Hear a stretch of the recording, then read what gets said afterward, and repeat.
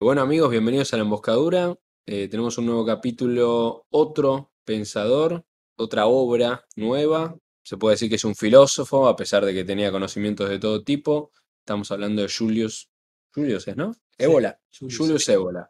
Ébola. Autor italiano, nacido alrededor del 1900 aproximadamente. Un autor con una perspectiva novedosa, desde algún punto de vista, muy en línea con los autores que ya hemos tratado. Nosotros como, bueno, capaz, si ya escucharon alguno anterior, ya se sabe que acá hay una postura, que no son autores elegidos al azar o no se van eligiendo así una cosa muy random, muy de fortuna, sino que todos están parados dentro de un mismo pensamiento, que es lo que estamos buscando nosotros. Es un autor que escribió, tiene muchas obras, es un tipo muy instruido, muy culto, muy controversial también, porque en realidad es difícil de ubicar, no está parado en un punto de vista político tan claro, pero creo que esa es un poco la línea que venimos siguiendo, ¿no? No son tipos tan fáciles de descifrar o decir, bueno, este es de izquierda, este es de derecha, esto es. Como todo buen pensador crítico, estuvo distanciado del fascismo de su época, fue crítico de eso. Sí, se lo podría colocar dentro de lo que a grandes rasgos podríamos llamar tradicionalismo. Sin embargo, hay que entender también que el tradicionalismo no es una ideología política per se, ni tampoco es una escuela filosófica o un sistema de pensamiento coherente consigo mismo. Él toma mucho de René Guénon, que es tal vez de los tradicionalistas uno de los más reconocidos. Toma de muchos en realidad, esa es tal vez su mayor influencia. Pero en definitiva también esta aclaración la hacemos porque desde entrada nosotros hemos dicho nuestra posición respecto de la modernidad. Y en última instancia, todas las ideologías políticas que conocemos son modernas. Con lo cual, un tradicionalista que se precie como tal no podría realmente adherir a ninguna de ellas. Tal vez de un modo meramente contingente, circunstancial, pero no con una convicción interna. Pero bueno, lo, lo que queríamos empezar a describir era respecto de esta obra, Cabalgar el Tigre, que es ya desde el título algo bastante sugerente, porque lo que Ébola ahí describe es menos, repito, una reflexión filosófica o de carácter especulativo y mucho más una actitud vital, una disposición del hombre frente al mundo, que es la que él sostiene que uno debe tener, por lo menos para aquellos a quienes el libro está dirigido, que él lo aclara ya desde las primeras páginas, no es para todos, no es para la gran masa. Como este podcast. Claro, de alguna manera, por algo estamos en esa línea, ¿no? Es para quienes puedan ser lo que él llama los herederos de los hombres de la tradición. Y ahí podemos empezar a entrar un poco en quién era este autor y ya entrar directamente en su obra y en lo que él empieza a trabajar. Bueno, Ebola tuvo un comienzo bastante inusual, porque se supone que él comenzó estudiando matemática, en tal caso ingeniería, pero no lo completó porque no quería estar asociado con ningún reconocimiento académico burgués y títulos como el de médico o ingeniero. Luego se sumergió en la pintura y en la poesía, en la que comenzó a codearse de figuras como Gabriel D'Annunzio y Marinetti, y después tendría un descubrimiento espiritual con Nietzsche, con Otto Weininger, Max Stirner, Miles Starster e incluso Oswald Spengler, a quien llegó a traducir. En ese descubrimiento hay muchas influencias, sobre todo de Oriente, que se nota mucho en esta obra en particular, porque cabalgar el tigre es un concepto netamente oriental. Zen, si mal no recuerdo. Sí. Este, todo eso supongo que siguiendo la moda que ya era famosa con Schopenhauer en el siglo XIX de maravillarse por los orientalismos. Pero a diferencia de simplemente vanagloriarse en una filosofía ajena a Occidente, él logra traer esos conceptos a Occidente para ejercer una mirada crítica al mismo, en lugar de simplemente pensar que tendríamos que emular lo que hace esa gente. Eso hace de Ébola un personaje bastante particular en ese aspecto, porque si bien esa fascinación por la filosofía oriental ya estaba de moda a principios del siglo XX, capaz no seguía un camino parecido al que la llevó. Claro. Sí, mismo también bueno, lo que es el título del libro, lo que decía Fede, que demarca más bien una actitud, da una imagen visual, o sea, le explica que cabalgar al tigre es qué pasa con el tigre cuando uno lo cabalga, ¿no? Básicamente te quiere morfar. Ese es el problema, entonces, bueno, tenés que evitar ser comido por el tigre primero y después poderte sostener en el lomo del tigre un tiempo suficiente hasta que el tigre se canse. Y Exacto, ahí podés domarlo. exactamente. Entonces, eso es lo interesante también de que, ¿por qué trae esta imagen, o una cosa que puede ser capaz ser un mito o algo casi anecdótico del mundo oriental? eh, Explica cómo en un mundo en disolución uno tiene que mantenerse de pie. Esto también se puede discutir, ¿no? ¿Será mantenerse de pie hasta que el quilombo se acabe y después va a estar todo bien? No, es una cosa, es una analogía abierta, digamos, ¿no? No está, tampoco Sí, va a ser tan claro el panorama, solo por eso, Es una pero es esperanza un poco incompleta. decir, claro, pero es un poco, está hablando justamente para la gente que estamos como nosotros en medio de esta decadencia, que es más difícil hacer pie en un montón de cosas, y bueno, y es agarrate y dale, loco. sí, es para quienes estando inevitablemente dentro de la modernidad, porque nadie puede salir fuera de su tiempo, no nos sentimos parte de ella. Un poco creo que a esa gente a quien está dirigido esto. Y por eso también es importante ver de qué se trata esa crisis que Ébola está describiendo, ¿no? Él dice, la crisis mundial que estamos viviendo actualmente no es la de los valores tradicionales propiamente, sino que es la crisis del mundo burgués. El mundo burgués que ya es una antítesis de la tradición. Los valores burgueses son la antítesis de los valores tradicionales. Sí, de hecho lo dice, la modernidad es la antítesis del orden tradicional. Lo dice ahí Exactamente, explícitamente. exactamente. Y la modernidad es burguesa, digamos, no solamente desde un punto de vista de clase social, sino de concepción del mundo. Digamos, acá no estamos hablando de economía, Claro. no se trata de eso, no es esa concepción materialista de clase Sí, sí, o de burguesía. no es marxismo. No es marxismo, exactamente. De hecho, él mismo dice, ¿no? Los propios elementos que atacaron y destruyeron de algún modo el mundo tradicional, dejaron sus herederos, o sea, él piensa en el liberalismo. El liberalismo es ese movimiento que empieza a aparecer con la modernidad y que se opone completamente al mundo de la tradición, y después aparecen sus hijos bastardos, si se quiere, como el marxismo, que quieren destruir el liberalismo. Entonces entramos en una lógica donde ya lo que se intenta destruir es algo que de por sí no tiene un basamento firme, con lo cual nos quedamos sin nada, porque de algún modo, si ya no tenemos la tradición y ya no tenemos tampoco ni siquiera los valores burgueses, que por mucho que los podamos criticar, durante varios siglos rigieron los destinos de Occidente, entonces, ¿qué se hace frente a eso? Eso es un poco, me parece, la situación que Ébola nos pinta de entrada y frente a la cual él propone esta actitud de cabalgar al tigre.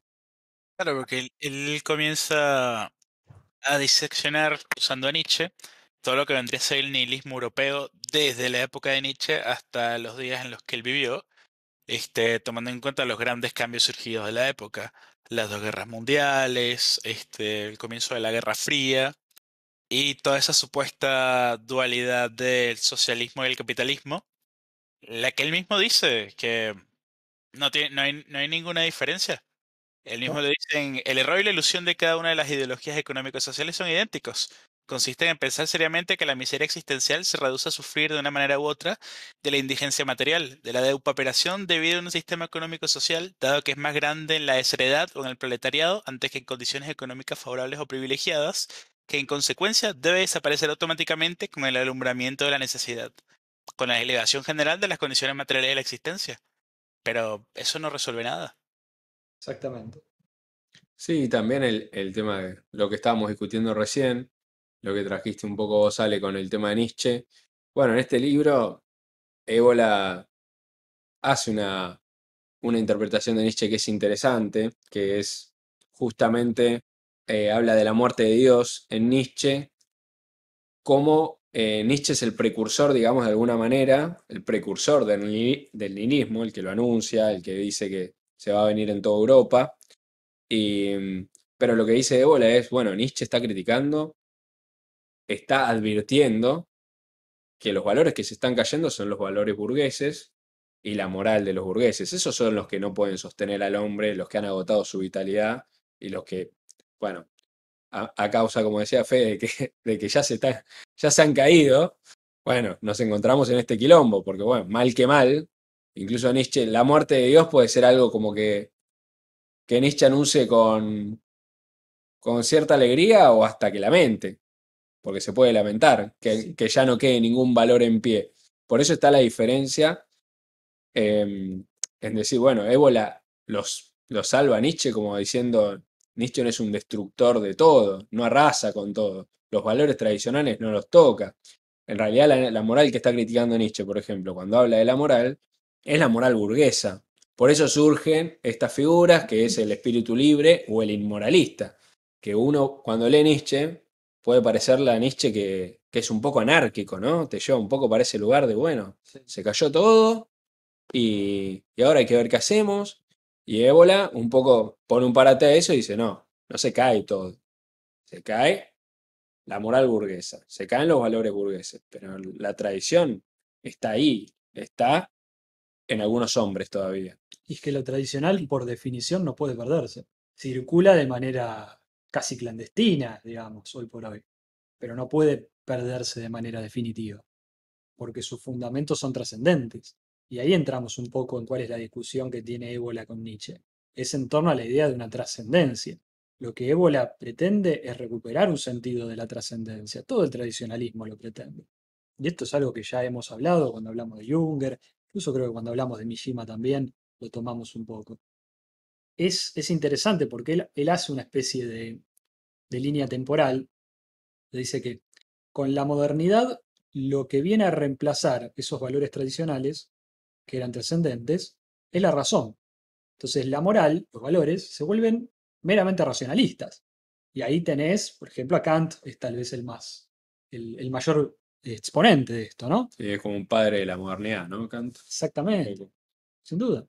Porque Kant, ¿qué plantea? Plantea el imperativo categórico, que básicamente es el deber por el deber mismo. Es un deber vacío, un deber basado en una supuesta categoría de razón que no toca ningún otro plano que no sea ese. Pero como la razón por sí sola, dice Ébola, es tan frágil, inevitablemente también esa misma idea va a caer y va a dar lugar a otras. Y ahí entramos en el utilitarismo, en una moral que es meramente utilitaria, es una moral meramente social. O sea, y ahí estás con el contrato social, con Jeremy Bentham, con todos los ingleses. Bueno, más allá, no vamos a hacer bibliografía acá. No, Pero obvio. Pero bueno, está también, es la moral justamente que Nietzsche ataca explícitamente en exactamente, la genealogía de la moral, por ejemplo. exactamente. Está en el Zaratustra también, pero en la genealogía de la moral directamente se refiere a esos pensadores con nombre y apellido, ¿no? ¿Sí? El problema, dice Ébola, de no tener una moral, justamente como decías vos, con el sentido de la trascendencia, una moral que sea, que se sienta en el cuerpo, que sea espiritual en un sentido total, Sí, absoluto, que no sea meramente externa. que no sea meramente externa, totalmente, o social, Ujú. ¿no? Que está la moral anclada a esa idea de bienestar, incluso un egoísmo personal termina. Que es lo que vemos hoy un poco para llevarlo a una cosa muy cotidiana, lo vemos hoy, ¿no? Creo Sí, que todos nos damos cuenta de que cada uno, el primero que se puede mandar una cagada con tal de beneficiarse, bueno, lo puede hacer. ¿Y por qué? Porque en definitiva no hay nada más allá que se lo impida. claro. No hay un... En el momento que me puedo beneficiar, lo hago. Y si la puedo hacer y no me agarran, y bueno, macho, ¿cuál es el problema? Si No no hay hay, un más allá, no hay un más acá. Está. La razón en ese sentido no te puede parar, no te puede impedir, no te puede poner un alto, un valor superior ujú, puede marcar una línea nada más. Creo que esto es lo que queremos decir en claro, definitivo. si no lo veo no es ilegal. Claro, Es un sí. poco esa idea de una concepción meramente externa, ¿no? Que es atada Sí, también. Bueno, ese es un proceso interesante a analizar. Las grandes estructuras de legislación también son hijas de esa modernidad. El hombre medieval no necesitaba tantas leyes. claro. Sabía lo que tenía que hacer, de algún modo, porque lo que se lo dictaba era otra cosa. Entonces no necesitaba un Estado que le dijera lo que tenía que hacer. Por eso el tradicionalismo tampoco es estatista, independientemente de que discuta con toda tendencia anárquica. Porque justamente entiende que de algún modo el Estado moderno, tal como nosotros estamos acostumbrados a pensarlo, no es más que el que de alguna manera tuvo que tomar la posta a partir del momento en que los grandes valores que ordenaban a los seres humanos se cae. Entonces, para impedir la anarquía, es necesario instaurar una institución que lo controle todo. Ahí tenés el Leviatán de Hobbes. Ahí Claro, tenés esa idea de que, bueno, entonces el Estado tiene que ser absoluto, claro. porque ya no hay Dios. Entonces, ¿quién viene al lugar de Dios? El Estado. Bueno, esta idea, que en futuros podcasts lo vamos a retomar, que podríamos a grandes rasgos denominar una teología política. En definitiva, ¿de qué se trata esto? De que los conceptos que nosotros manejamos en política habitualmente, para los autores tradicionalistas, no son más que conceptos teológicos degradados, secularizados, donde el elemento trascendente se perdió y nos quedamos meramente con la forma, ¿no? Como decía Dostoyevsky, todo está permitido. Ébola Claro, no lo menciona, pero yo pienso que la fractura, como hemos discutido en otras ocasiones, comienza con Descartes, cuando pronunció yo pienso luego existo. claro. Todo lo que vino después fue un desastre. Sí, sin duda, sin Además, duda. podría, como había mencionado antes, yo diría que la moral en Kant es una de las raíces más grandes del nihilismo moderno. Sí, Sí, es que bueno, todo está conectado. Como comentábamos hace un rato, el tema es, Ébola describe también este mundo de la tradición donde el hombre es uno con el mundo. Y esa idea de unidad se perdió. ¿Qué pasa? El hombre va perdiendo su vínculo con el mundo, eventualmente con Dios establece un vínculo personal, subjetivista, después borra a Dios del mapa también, y después el hombre queda librado a su existencia. Por eso también creo que Ébola en este libro, el que lo lea va a ver la crítica que hace a los existencialistas, que es larga, discute desde un lugar filosófico hasta técnico, no tan, no es tan liviano como lo estamos escribiendo nosotros ahora, es un poco más un dolor de huevos, pero vale la pena leerlo. Pero es interesante porque Ébola dice, bueno, el existencialismo es un hijo del nihilismo. Esto es sí, lo que pasa, ¿no? Cuando, si uno lee autores como Camus, y un tipo que está diciendo, preguntándose si la vida merece ser vivida o no. claro. ¿Qué tan hasta las bolas tenés que estar para decir la pregunta filosófica es si la vida tiene que ser vivida o no, Sí, sí, muchachos, sí. ¿no? Claro, Sartre, hay que que decía considerar el que estábamos sentido. condenados a ser libres, o que la existencia Claro, era una náusea. claro. La libertad que te genera una náusea, sufrir por tomar una decisión. Eso solo puede darse en un contexto donde el hombre está librado de su suerte y no tiene ningún tipo de sostén espiritual. Justamente creo que Ébola va a describir estos personajes y se va a tomar su tiempo, porque dice, bueno, fíjense lo que están diciendo esta gente, ¿no? O sea, es totalmente desconectado de lo que él, a lo que él está ligado, a lo que Se llamó la queremos, existencia desnuda. claro, a lo que queremos conectarnos nosotros un poco. Sí, porque además estamos en una época donde toda esa degradación se celebra como progreso. Entonces, entramos en una paradoja absoluta, porque por un lado, el hombre moderno necesita despreciar toda forma de autoridad, necesita ser libre, entre comillas, y por lo tanto liberarse de cualquier tipo de atadura, por lo tanto rechaza la trascendencia, rechaza cualquier elemento que le pueda dictar, digamos, qué debe hacer o quién debe ser, pero al mismo tiempo entramos en la náusea y entramos en el hombre desesperado por esa misma libertad que supuestamente tanto quiso conseguir. Estamos en una época histérica en ese sentido. Sí, y desesperado en busca de sentido, ¿no? Claro, También. porque en definitiva, eh, y Ébola lo dice, ningún dios ha atado jamás al hombre. Es decir, esta concepción que hoy se parece ser tan común, ¿no? Que en definitiva las posiciones religiosas o las posiciones ni siquiera religiosas per se, yo diría Espirituales, espirituales, ¿no? Sí. en un sentido más amplio, ¿no? Atan al hombre porque lo colocan ante una instancia superior. Entonces, ¿cómo vos vas a afirmar que hay una única verdad? Eso es totalitario, eso es absolutista, eso es dictatorial. Pero ¿qué pasa? Si yo digo que no hay una verdad, es lo mismo que te dijera que tengo permitido mentirte. Y ahí sí que estamos presos. Estamos presos del arbitrio de cualquiera. Sí, del subjetivismo, ¿no? Claro, la verdad, con mayúscula, libera justamente porque hay una referencia a la que nos podemos remitir todos y sobre la cual todos tenemos una dignidad. Si no hay una verdad, entonces va a triunfar, como diría Nietzsche, la mentira más eficiente. Claro. Y ahí sí que somos esclavos. Somos esclavos del que mejor sepa mentir, del que Bueno, tenga el poder.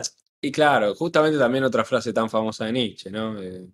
La verdad es la mentira más eficiente, no existen hechos, solo interpretaciones. Claro.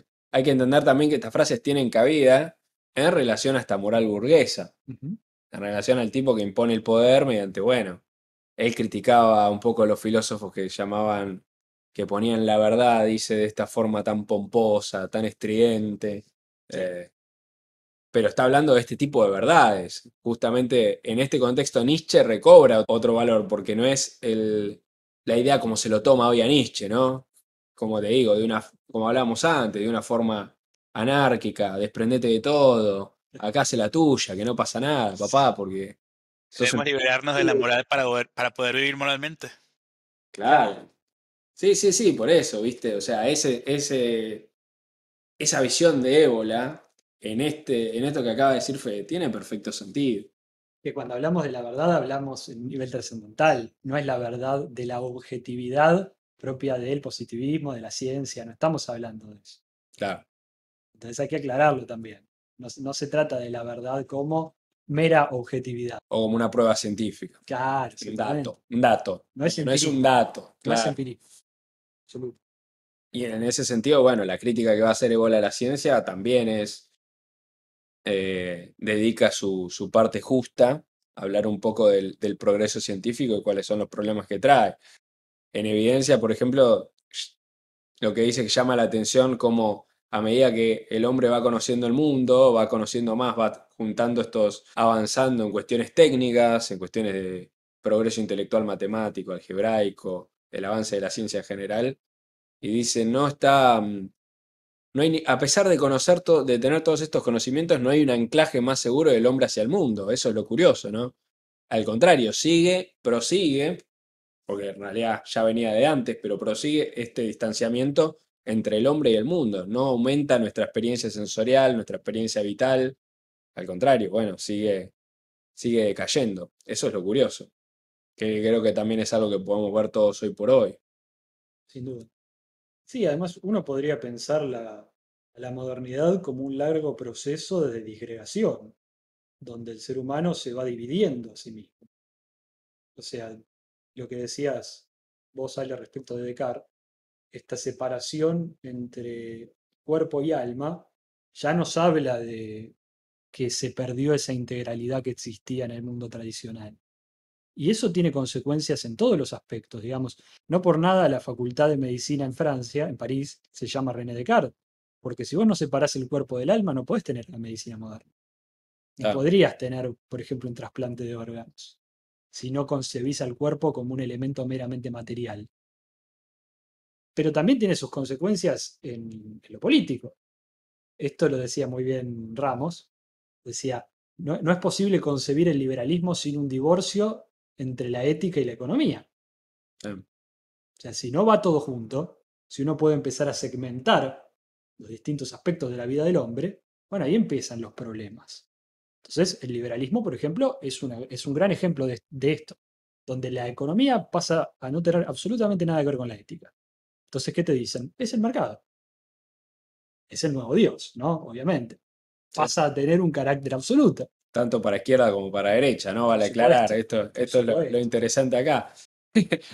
por supuesto, sin duda. Claro, el mercado se vuelve la ética. Claro, El mercado se vuelve la norma, sí, sí, totalmente. y sí.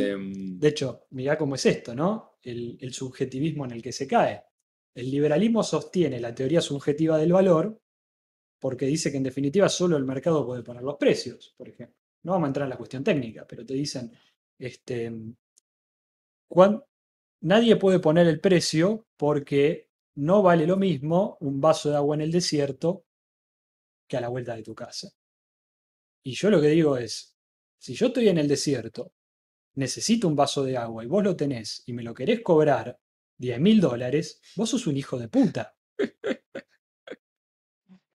O sea, el problema Definitivamente. de cuánto sale un vaso de agua en el desierto no es un problema económico, es un problema ético. Claro. Eso es lo que un liberal no puede entender. Porque si lo entendiera no sería liberal. En definitiva. Exacto. No sé cómo terminamos en esto. ¿Cómo Sí. llegamos hasta acá?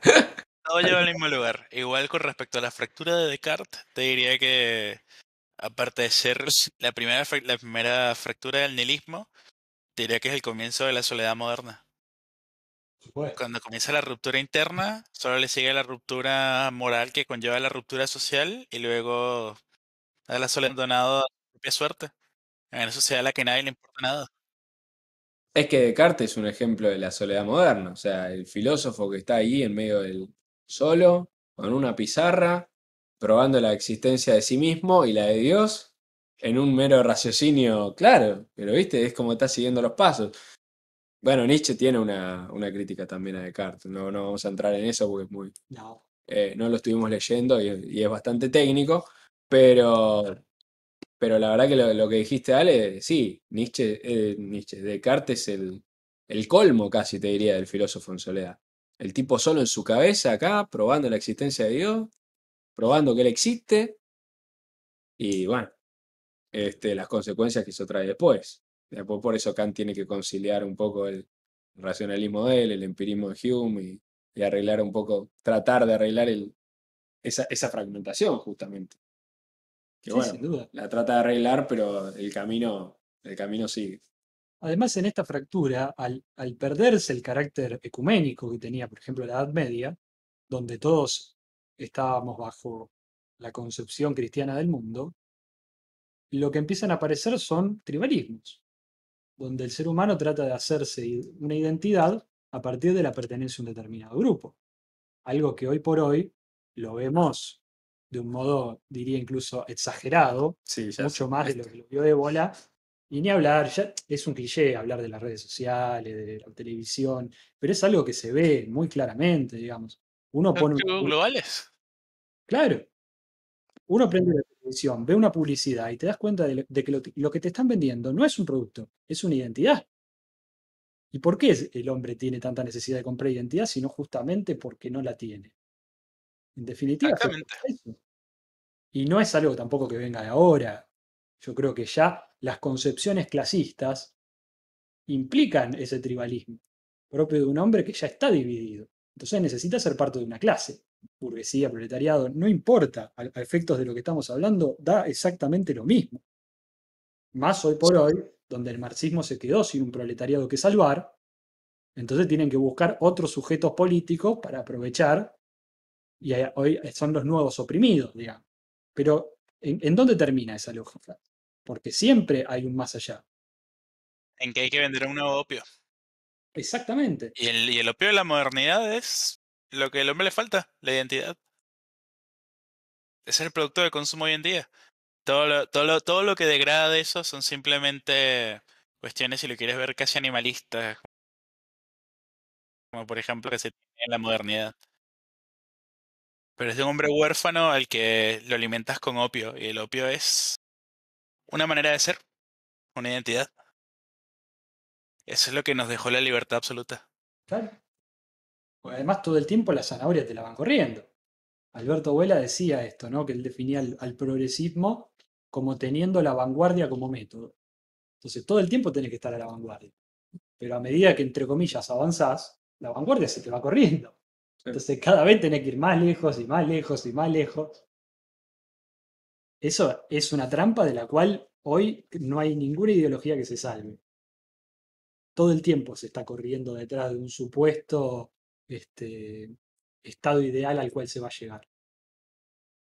Bueno, es que esto también Ébola lo dice en el libro, ¿no? Lo que pasa es que me está traspapelando con otro, pero creo que Todo se Spengler conecta. hablaba un poco la idea de hoy por hoy la política, y esto ya meternos, ya que hablamos también así del plano más concreto, la política tiene la idea como de generar un Edén, ¿viste? Sí, Entonces pareciera que la zanahoria de la que habla Fede es un poco un Edén, todos seremos felices, todos seremos iguales. Y bueno, sí, ¿dónde termina eso? ¿Dónde termina ese círculo? Por eso es importante tener en cuenta, considerar posiciones como la de ébola, que no estamos hablando acá un delirio místico, sino que es también una invitación a tener una propuesta política realista, cosa de que hoy bueno, carecemos totalmente, ¿no? Por eso surgen esas cosas de la izquierda, de la imaginación al poder, por ejemplo. Claro. Pero es que esa es una consecuencia lógica de la degeneración moral y del abandono del hombre a lo trascendental. Porque precisamente al no existir una vida después de la vida, una vida eterna o cualquier promesa de algo que ser final de la historia, es fácil reemplazarlo con algo similar. El marxismo es eso. Sigue siendo un fin de la historia. Un Edén mágico en el que todo es perfecto. En el que no hay ninguna necesidad que esté descubierta. Es que la lógica es, creo que acá esto es uno de los puntos principales de una teología política, es Sí. que si toda tradición ha concebido al hombre como en estado de caída, como habiendo perdido su integralidad, como habiendo sido expulsado del paraíso, como habiendo sido castigado o que hay algo que se rompió y que debe volver a reconstruirse. Hay una ligazón que ya no está y por lo tanto hay que religar, y de ahí religio, religión. Al rechazar esa concepción mítica, entonces la Edad de Oro, el Edén, ya no está puesto en un pasado mítico, sino en un futuro que se puede realizar políticamente. Y ahí empezamos con las ideologías modernas. Esa es un poco la lógica, me parece. Sí, sí, Mm. estoy completamente de acuerdo. Y de hecho, esa promesa y la identidad es lo que se ha vuelto el objeto de consumo. Es que hoy está naturalizado que la vida no tenga sentido. Eso es lo terrible. Por eso no extraña tanto la náusea, el opio, todo esto que estuvimos hablando y que Ébola desarrolla muchísimo más, ¿no? Esa concepción de que, bueno, hoy por hoy la libertad se vuelve una cárcel porque carece de referencias. Al no haber un elemento trascendental que la dirija, que la ordene, la libertad por sí sola se vuelve una mera anarquía donde el hombre queda completamente a merced de sus instintos más bajos que lo esclavizan. Entonces, paradójicamente, en la que entramos es eso, que la libertad te termina esclavizándote porque careces de referencias que te ordenen. Esa es la libertad que el progresismo ha sabido conseguir, digamos. Como Y por dice Ébola, solamente las capas más bajas y obtusas de la sociedad puede hacerse creer que el secreto de la felicidad y la plenitud humana residen en lo que se llama justamente el ideal animal, en un bienestar casi bovino. claro, sí, somos vacas pastando, exactamente. Ese es un poco la Es brillante, arquitectura. es brillante. Sí, sin duda. Por Es más, eso todo el tiempo creo que se... más temprano, justamente hace unas cuantas frases antes de esta frase, dice, precisamente la sociedad occidental, donde a pesar de los pronósticos de Marx y Engels, un clima de prosperity se ha extendido y a amplias capas sociales, bajo la forma de una existencia reposada, fácil y confortable, que el marxismo en el fondo no condena en sí, sino en la medida en que se convierte en el privilegio de una clase superior de explotadores capitalistas y no en el bien común de una colectividad proletarizada. Pero los horizontes permanecen esencialmente los mismos. Bueno, lo Y lo- dice, creo que cita a Nietzsche también en el Zaratustra. Creo que Nietzsche dice, el hombre ha abandonado la vida dura para reposar tranquilamente en la comarca", algo similar. Lo estoy parafraseando, pero es ¿Sí? una frase que está ahí. Lo interesante creo que es eso, ¿no? También para aclarar, porque creo que estamos diciendo muchas cosas ahí de religar, del pasado, etcétera, que tampoco se trata de buscar, creo que, que lo hablamos en reuniones anteriores, ¿no? No se trata de buscar en determinadas cosas que sean, en determinados valores que se han caído o que ya tampoco pueden funcionar hoy por hoy, buscar un estilo de vida que se perdió, por así decirlo. No se trata de ser un anacrónico, la tradición no se trata de ser un anacrónico en ese sentido. Creo que ninguno de nosotros va a decir, ¿y te casaste? Y la mina es un dolor de huevo, no, no te divorcies, boludo. Pues nosotros somos tradicionalistas, ¿viste? Hasta la muerte. Eso es una estupidez, ¿no? No, O eso, sea, eso es un conservadurismo. eso es un conservadurismo berreta. Creo que yo me quedo mucho con la última parte, digo esto porque da de bola el ejemplo del matrimonio. por ejemplo, el matrimonio, que en algún momento era indisoluble, después fue, cada vez el divorcio se aceptó más. ¿Y por qué? Bueno, porque Ébola justamente dice, ese valor se perdió. Que la gente hoy se separe, que los vínculos sean más livianos, no hay que confundirlo como que eso es el problema. Eso es el síntoma, no es la enfermedad. Claro. La Exacto. enfermedad es La perdón, pérdida de pérdida significado. del valor y de significado, claro. Por eso justamente decimos tampoco porque se puede uno adoptar un valor en un sentido trascendente meramente a través de la forma, porque justamente Ébola dice se conservaba el matrimonio burgués, ¿no? De una forma hipócrita, para sostener las apariencias morales. Claro. Eso ya de por sí era un problema. ¿Pero por qué? Porque cayó algo antes, porque pasa algo, de eso deja el matrimonio o la unión entre los hombres en tener un valor trascendental, y ahí da origen a todo el desmadre. Por eso no es cuestión de, lo hablábamos antes, de ser un conservador de formas momificadas, que ya han caído, que no te sirven para una mierda y que en definitiva te van a aplastar. Porque si vos tomás algo del pasado por el mero hecho de tener una reverencia al pasado, bueno, no te va a servir, ¿no? Sin duda. Pero justamente lo que decía Fede, la tradición no se puede perder. La tradición, incluso, no es algo que esté momificado, es algo que se actualiza. ¿Sí? Es lo más móvil que hay. Eh, Claro. si quieres un ejemplo muy gracioso, por ejemplo en Asia, donde se aplican todavía los principios del rubismo, este, se dice que fue Confucio quien lo inventó, no es así. Cuando Confucio compiló lo que se conoce como rubismo, que acá erróneamente conocemos como confucianismo, hace unos 2500 años, ya para él, eso eran enseñanzas de la tradición antigua. Claro. Y son curiosamente enseñanzas que no son tan disímiles acá en Occidente, o por lo menos a nuestra tradición. La idea de la unión familiar, la idea de un cierto orden político, de una cierta aristocracia y de cada quien en su lugar correspondiente, no está tan disociada. Podrías incluso imaginar la idea de la tradición como, si imaginas un auto, la tradición es la idea de que algo tiene que andar sobre cuatro ruedas para poder moverse. Mm, Todo lo demás cambia con el tiempo, pero la idea base está ahí, es lo que sostiene el auto. sin duda. Por eso creo que es interesante destacar que, de nuevo, el Dios que ha muerto no es el Dios de la metafísica, no es el Dios de la tradición, es el Dios de lo que él llama la fase devocional de tipo deísta. O sea, es el Dios que es el Dios personal, el Dios que es una representación, una proyección de ciertos valores sociales, morales, pero no es el Dios que a él le interesa, no es el Dios de la tradición. Claro. Entonces, Por eso, por ejemplo, señala como un signo de decadencia que a la, que a los dioses se les haya puesto, por ejemplo, ya imágenes, caras, claro. ¿no? El dios en sentido trascendental no es algo tan concreto, sin embargo es algo que está ahí, que une al hombre con el sentido trascendental. Sí, es simbólico, no es meramente una imagen. Entonces me parece que es interesante porque creo que también las críticas de Nietzsche van mucho en ese sentido.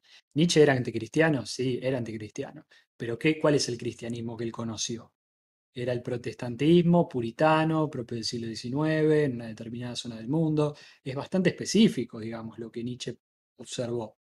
Y al mismo tiempo también Nietzsche rescataba un montón de cosas del catolicismo medieval que no tenía absolutamente nada que ver con el cristianismo que él conocía. De hecho, creo que es en la Galla Ciencia donde, hablando de algo completamente distinto, él habla de la obra de arte. Dice que la obra de arte también puede darse en la forma de una organización. Dice, una organización puede ser también una obra de arte. Y cita dos ejemplos. Uno es el cuerpo de oficiales prusiano y el otro es la orden jesuita. Mira, Entonces, digamos, para un anticristiano no es poco decir eso. Digo, lo que pasa es que, bueno, para Ébola el cristianismo perdió su dimensión esotérica, su dimensión interna, su doctrina interna, metafísica, y se quedó con una forma meramente externa, de ritos externos. Entonces, con eso ha perdido su fuerza. Por eso hoy ya no conmueve, no te determina. Pero es parte de su propia decadencia. claro, eso tiene que ver en el sentido con lo que dijiste vos, Fede, del cristianismo. Lo podemos ver hoy en el sentido Cristiano Ébola lo lleva más a todas las formas espirituales. Por eso hoy tenemos una espiritualidad, por ejemplo, que pasa por otro lugar, pasa por un tema personal. Claro. La espiritualidad es de cada uno y no es una espiritualidad que se cristalice en determinadas instituciones políticas, por ejemplo. Sí. Hablando de más en referencia a esto del hombre fragmentado, ¿no? O sea, tu espíritu, tu persona por un lado, y después las instituciones políticas van por otro, van por este lado más racional, por esta moral burguesa, están asentados sobre esa base. Entonces, bueno, sí, tenemos un problema ahí, claramente. Igual sabes que es fascinante. Que, que ese fenómeno, el fenómeno de la decadencia, no es una cuestión aislada. Ahorita que estaba justo hablando del cristianismo, lo que queda del cristianismo es más parecido a una secta que el cristianismo original, que fue una secta antes de entrar a su periodo de oro. Pero si, por ejemplo, prestas atención a lo que queda, a lo que, bueno, entró como budismo en Occidente o a la penetración del Islam, todos pasaron su edad de oro. No hay Claro. manera, no hay un dios actual. Quedan vestigios de secta y una vez más la soledad moderna. Sí, por eso creo que lo que más rescata a Ébola de Nietzsche es la idea del eterno retorno, el mito del eterno retorno, ¿no? Es esta idea de la eternidad en el instante, porque de lo que se trata es de ese carácter intemporal, ahistórico, absoluto, es propio del mito, actualizado en el aquí y ahora, a cada momento. Eso es un poco el ideal de la vida que planteaba para el superhombre Nietzsche. Más allá de que Ébola critica mucho la idea del superhombre, pero el punto es la necesidad que él define como el ser plenamente uno mismo, que no es la autenticidad que te venden hoy. Ébola, digamos, ¿no? Entre paréntesis. Sí, Ébola. Nietzsche también un poco habla de eso en referencia a colocar sobre sí la propia ley como algo absoluto, ¿no? Que el superhombre es el que se da a sí mismo los valores. Por lo tanto, coloca sobre sí esa ley, en ese sentido es inflexible, pero es porque se conoce a sí mismo, es porque es él mismo, de manera plena. El problema con eso es que en la modernidad nadie sabe quién es, porque carecemos de referencias. Ya no hay castas, herencia, una tradición que nos ordene y nos diga este es tu lugar en el mundo. Ese es el desafío del hombre moderno, tener que reencontrarse a sí mismo, pero de esta manera.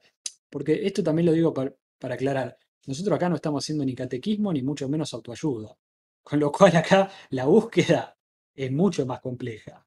No es una colección de consejos para la vida. No se trata de eso, es más profundo que eso. Pero él dice, ¿no? Analizar cuáles son las tendencias que a uno lo dominan, cuál es la tendencia principal y someter todas las demás a esa tendencia principal. De esa manera uno se da a sí mismo su propia ley y uno hace lo que le dicta su ser, no su yo, no su identidad, no lo que compró en el shopping, su ser. En ese sentido, esa ley que uno se pone es lo que de alguna manera puede reconstruir algo de esa integralidad perdida. Ébola dice, trascendencia y existencia, libertad y necesidad, posibilidad y realidad se unen. Es decir, nosotros estamos acostumbrados a concebir esto como cosas meramente separadas. Sin embargo, la aspiración es a poder reintegrar todo eso. Nosotros cuando hicimos el primer programa sobre Mishima, hablábamos mucho respecto de cómo se trataba de un hombre que estaba tratando de armonizar todas sus contradicciones, ¿no? Entre el guerrero y el poeta, el intelectual y el hombre de acción, y todo lo que tuvo que pasar y cómo concibió ese paso me parece muy, muy cercano a lo que plantea Ébola en esos términos. Claro.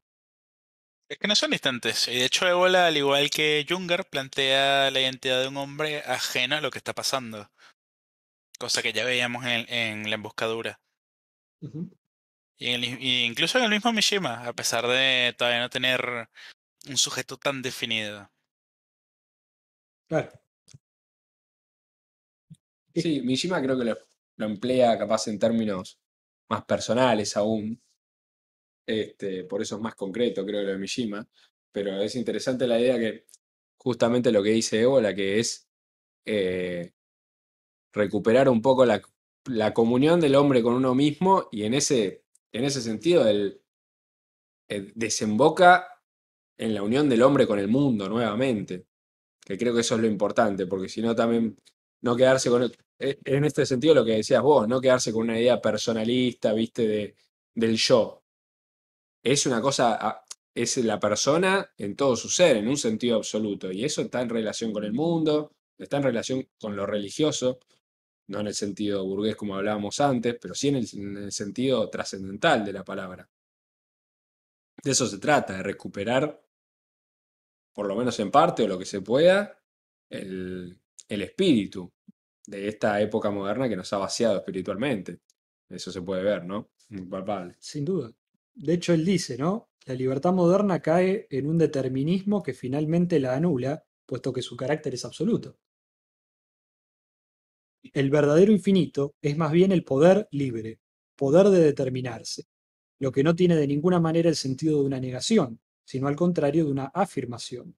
No es la caída, una especie de totalidad sustancial, sino la simple utilización de lo posible. No es lo infinito o lo absoluto como lo indeterminado, sino es a la manera griega. Ver el límite y la forma como una manifestación de la perfección, de una realización y como reflejo de lo absoluto. Claro. O sea, no se trata de concebir. No se trata de ausencia de límite, Claro, exactamente. no se trata de ausencia de límite nada más, o sea, es algo que el límite es parte del todo, por eso hay que asumirlo, hay que asumir ambas partes, como decía antes, la libertad y la necesidad también, tiene que estar todo, ¿viste? No se trata de una libertad desatada, se trata de una libertad justamente con límites, con orden, que eso es lo que aporta, bueno, el sentido trascendental para Claro. Ébola. Por eso Nietzsche decía, ¿no? No es la libertad de, sino la libertad para. No es ser libre de una imposición externa, es ser libre para hacer algo. ¿Para qué? Y para hacer lo que el ser nos demanda, en definitiva. De eso se trata el ser uno mismo. Claro. Ser uno mismo no como esta cosa moderna propia de yo hago lo que quiero. Al contrario, es someterse, entre comillas, al ser. Un poco es esa la posición que Ébola propone y por eso toma esta idea de los griegos, ¿no? La idea de que todo tiene una forma, que todo tiene un límite, algo muy propio del pensamiento griego. Incluso en un punto también habla de cuando te refieres al hombre actuando en base a su ser, a una acción sin deseo, en la que sin esfuerzo alguno el individuo sigue el camino de ser el mismo y así se mueve a través del mundo. Claro. Es un pasaje bastante particular. Sí, sí, lo recuerdo eso. Sí, sí, sí, habla. Bueno, también creo que en esos pasajes se está cortando un poco con la idea para no caer en una voluntad personalista, ¿no? Claro. En una idea de, bueno, no es cabalgar al tigre tipo, no, loco, dale, levantate todos los días a las 5 de la mañana, ponele huevo, hay que ganar y ganarle a la vida, ¿no? Como decía Fede, esto no es autoayuda, tiene que ver con otra cosa. Em, Tiene que ver justamente con conocerse uno mismo desde ese aspecto, por poder unificar las contradicciones propias. Así es la única forma que se puede vivir, así puede ser uno mismo, no con un paquete de medidas que están por ahí, ¿no? En las redes sociales, muy común, o que se compran en el shopping. Claro. Es Igual como. viste que el libro en general tiene un carácter bastante iniciático y ¿Mm? que la extensa argumentación eh, con y en contra y a favor de a la vez de Nietzsche, no creo que sea casualidad. No Sí, creo que sea casualidad, es el fuego de Nietzsche transmutado. sin duda. De hecho, es interesante porque este no saber quién es uno, en en el pensamiento tradicional, aparece como la idea de una preexistencia. Es decir, el ser humano, y un poco Ébola lo trabaja en torno a la idea de reencarnación que existe en algunas culturas. Él dice, a la reencarnación hay que pensarla de una manera simbólica, digamos, no se trata de entenderla literalmente. de que yo hoy soy este, mañana soy otro, pasado soy la pulga de un Doberman, como diría Lelutier, o alguna cosa así. Hay que entenderlo como que uno es la continuación de una tradición de los propios antepasados, así como uno mismo también va a continuar en sus descendientes y en los que vengan después. Eso es un poco la idea. Por lo tanto, el hombre de la tradición tenía su base firme ahí, porque tenía su preexistencia. Ya era para cuando empezaba a ser, de algún modo. Por eso él plantea esta distinción de la que habla entre individuo y persona. Él quiere recuperar un poco la idea de persona, que persona significa máscara originalmente, ¿no? Y él plantea, ¿cuál es la idea de ser una máscara? No es la idea de ser inauténtico o de mentir, no es la máscara como propia de la falsedad, sino la máscara como la de aquel que representa otra cosa. Entonces, no se trata del individuo y su individualismo, se trata de la persona como aquel que es máscara y representación de un valor trascendente. Entonces, él plantea una especie de desindividuación, de distancia respecto del propio yo. O sea, lejos de ser la autoayuda que propone la modernidad, es todo lo contrario, es tomar esa distancia que te la da el hecho de saber que hay algo que te excede, que hay algo que te preexiste y hay algo que te va a sobrevivir el día que te mueres. Hay un antes y hay un después, uno no es el mundo. Entonces, me parece muy interesante cómo recupera ese concepto, ¿no? Porque la máscara es algo delimitado, es algo estructurado, por algo que ya existía desde antes. Lo toma de los griegos, ¿no? Claro, Creo, de si los, no estoy sí, de mal. los romanos. Máscara Pero es un término. los romanos, claro.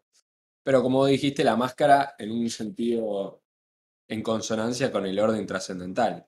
Claro, Que bueno, es muy fácil confundirla con la idea de una falsedad, de una mentira, y no es, no claro. es en ese aspecto Pero él dice, que lo toma él. por algo los reyes y los papas perdían su nombre cuando asumían su puesto, Claro, ¿no? Porque pasaban a convertirse en otra cosa.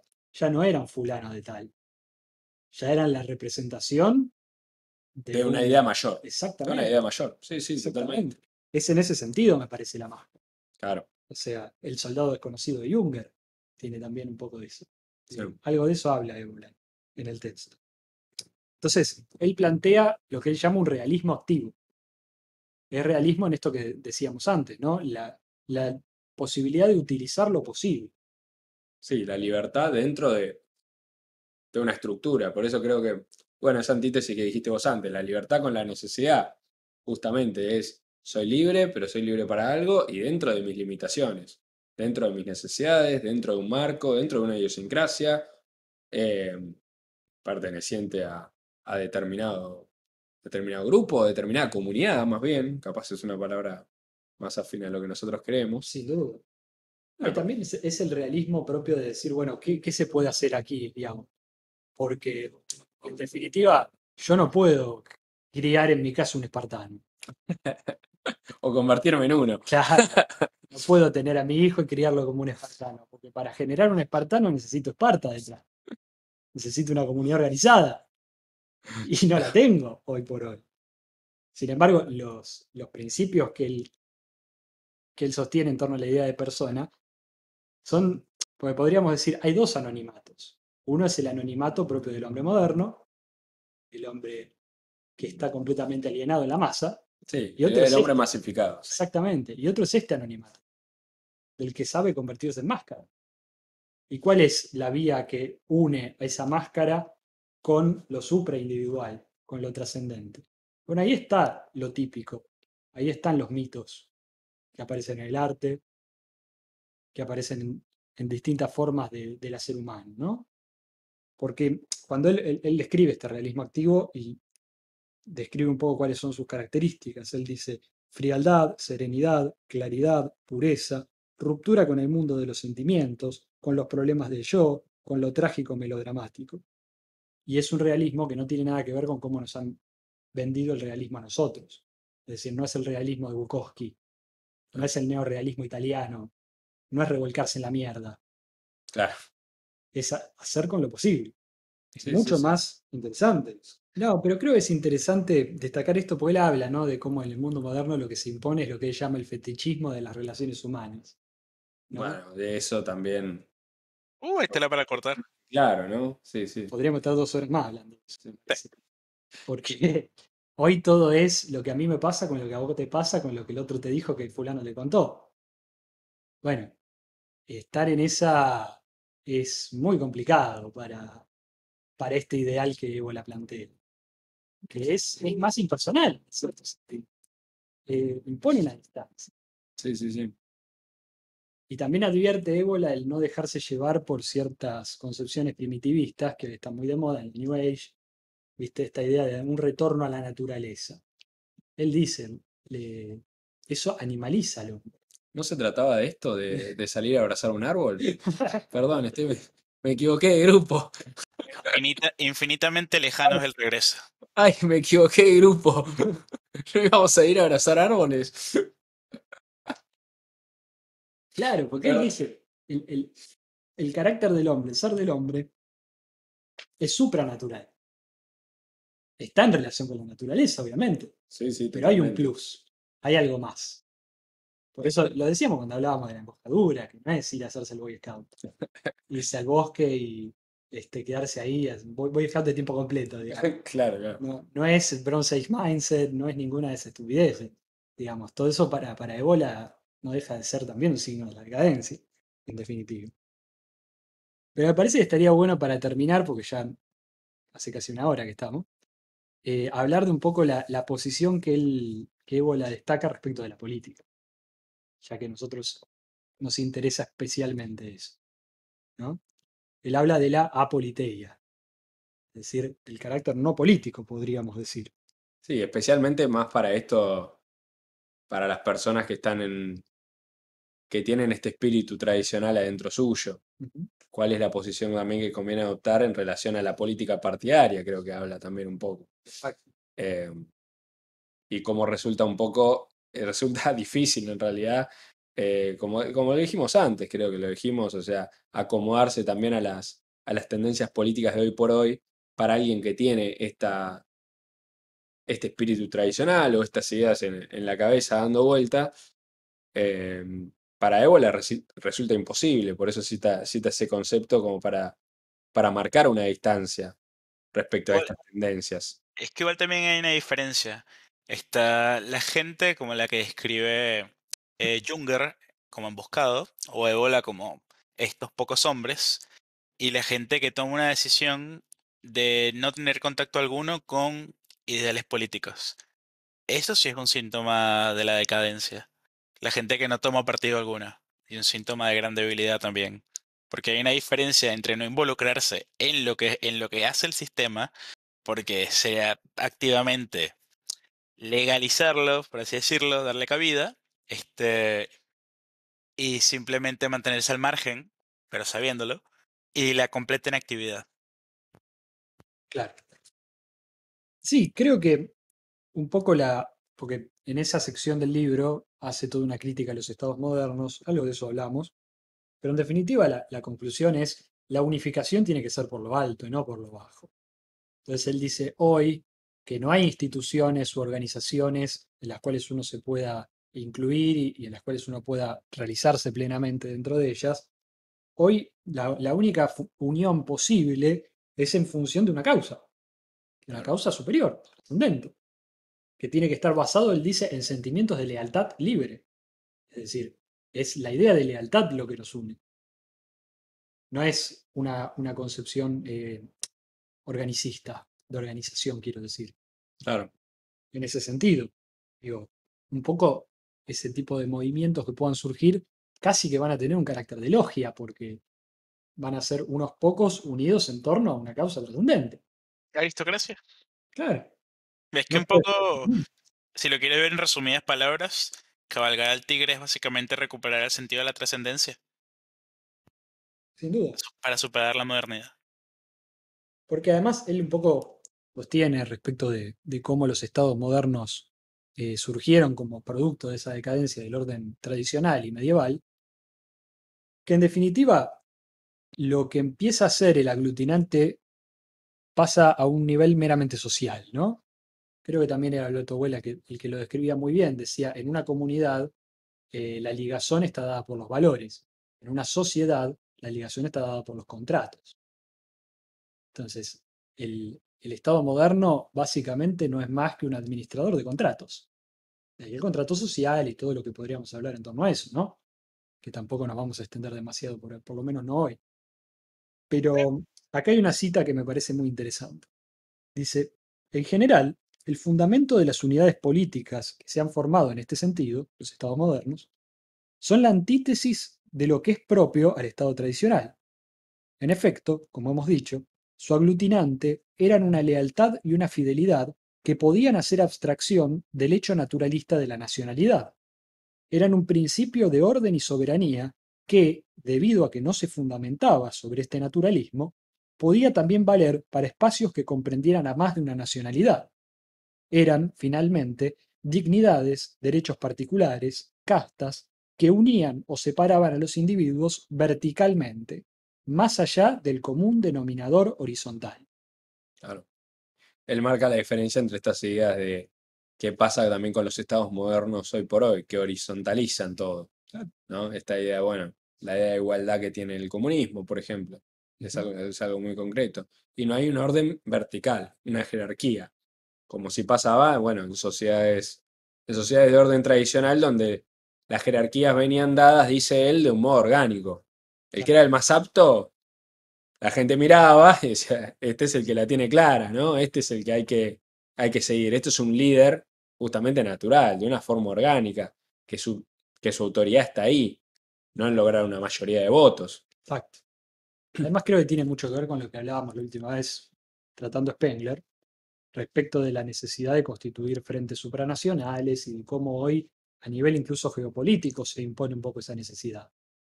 Pero no puede ser en la idea de una mera alianza, ni mucho menos de un anexionismo o de pretender que un particularismo se vuelva universal, porque si no, ahí entramos también en una degradación. Se trata de una idea que estaba más en la idea del imperio, pero imperio no como imperialismo, sino como imperio tal como se entendía el Sacro Imperio Romano Germánico, tal como se entendió a sí mismo el Imperio Romano, tal como se entendía a sí mismo incluso el Imperio Español, del cual nosotros somos sus herederos después de todo. Entonces me parece que es importante destacar eso, porque también tiene una consecuencia política muy concreta. Claro, No porque hoy haya posibilidad de hacer un movimiento de masas, no lo hay. Esa es la realidad. Por eso volvemos a lo anterior, ¿no? A este carácter cuasi de logia que pueden tener los movimientos que surjan en contra de este estado de cosas. Pero sí entender que geopolíticamente también hay una necesidad ahí de ir constituyendo frentes, de ir volviendo a una idea imperial, donde haya un valor que ordene incluso más allá de los particularismos que pueden ser las distintas naciones. Porque en definitiva la nación no deja de ser un concepto moderno.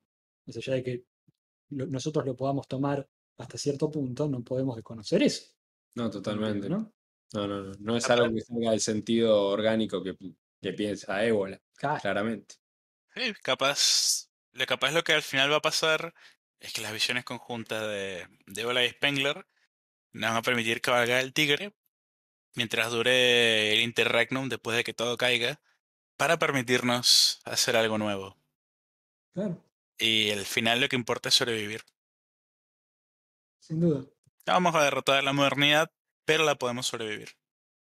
Esa es la esperanza. Y para terminar me gustaría tomar esta cita que me parece también que sintetiza bastante esto que estamos diciendo. Y dice, se trata del hombre que acepta vivir en el mundo y en su época, teniendo sin embargo una forma interior diferenciada de la de sus contemporáneos.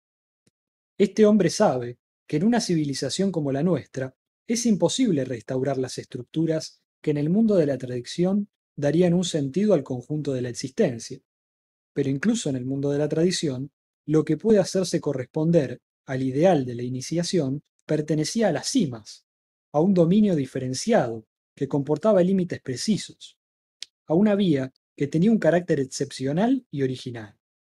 Se trataba no del nivel o de la ley general, de lo alto de la tradición, que ordenaba la existencia común en una civilización dada, sino en un plano superior, virtualmente desprendido de esta misma ley porque estaba situada en su origen. Te quiero corresponder con una cita de Paul van den Bosch, que pone Ébola en el libro, sobre los hijos del absurdo, y dice: somos fantasmas de una guerra que no hemos hecho. De haber abierto los ojos sobre un mundo desencantado, somos, más que cualquier otra cosa, hijos del absurdo. Algunos días el sinsentido nos parece que Dios ha muerto de vejez y que nosotros existamos sin fin. No estamos amargados, partimos de cero. Hemos nacido entre las ruinas. Cuando hemos nacido, el oro se ha transformado en piedra. Bueno, muchas gracias por escuchar. Si llegaron hasta acá, que estuvo un poquito largo, más largo que otras veces. Pero bueno, la verdad que nos recebó, veníamos trabajándolo hace un montón. Así que espero que les sirva, que les haya gustado. Y si tienen tiempo de leer a Ébola, bueno, claramente vale la pena. Sí.